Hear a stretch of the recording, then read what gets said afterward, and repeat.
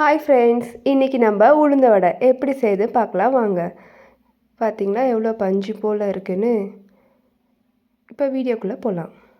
First அதுக்கு தேவையான பொருட்கள் 250 கிராம் உளுந்து. இது நிறைய போட்டு எடுத்துக்கோங்க. 1 மணி நேரம் ஊற வச்சு எடுத்துக்கோங்க.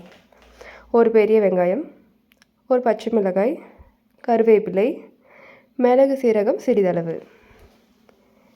இப்போ நம்ம உளுந்த ஒரு மிக்ஸி ஜாரில் சேர்த்து அரைச்சிக்க போகிறோம்.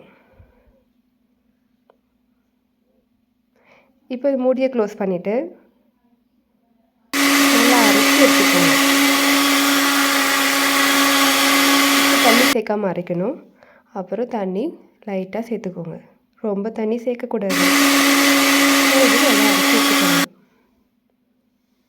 பார்த்திங்களா, இந்த மாதிரி நல்லா நைஸாக அரைச்சி எடுத்துக்கோங்க. இப்போ இந்த அரைச்ச மாவை நம்ம ஒரு பாத்திரத்தில் மாற்ற போகிறோம்.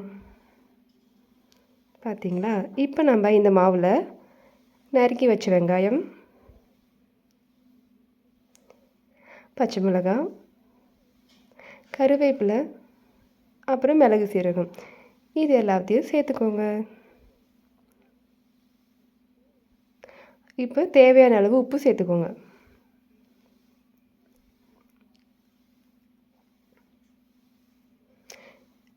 இது எல்லாத்தையும் இப்போ நல்லா மிக்ஸ் பண்ணி எடுத்துக்க போகிறோம். பார்த்திங்களா, நல்லா மிக்ஸ் பண்ணி எடுத்துக்கோங்க. இந்த மாதிரி நல்லா மிக்ஸ் பண்ணியாச்சா. இப்போ நம்ம அடுப்பை பற்ற வச்சுட்டு ஒரு கடாய் வச்சுட்டு, இங்கே பாருங்கள், இது கடலெண்ணெய், செக்கில் ஆட்டின சுத்தமான கடலெண்ணெய். இதை நம்ம சேர்த்துக்க போகிறோம்.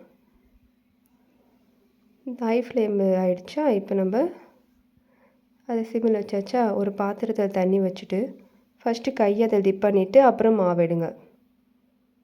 அப்போ தான் மாவு கையில் ஒட்டாமல் உங்களுக்கு வடை நல்லா கிறிஸ்பியாக வரும். சிம்மில் வச்சுட்டு ஒரு வடையாக தட்டி போடுங்க. ஒரு தடவையும் நம்ம கையை நல்லா தண்ணியில் முக்கிட்டு அப்புறம் மாவு எடுத்து போடுங்க. ஒரு பக்கம் வெந்த ஒரு கோல்டன் ப்ரௌனிஷ் ஆனவுடனே திருப்பி போடுங்க.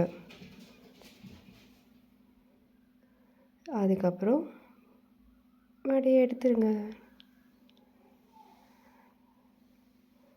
அவ்வளோதான், டேஸ்டியான கிறிஸ்பியான வடை ரெடி ஆகிடுச்சு.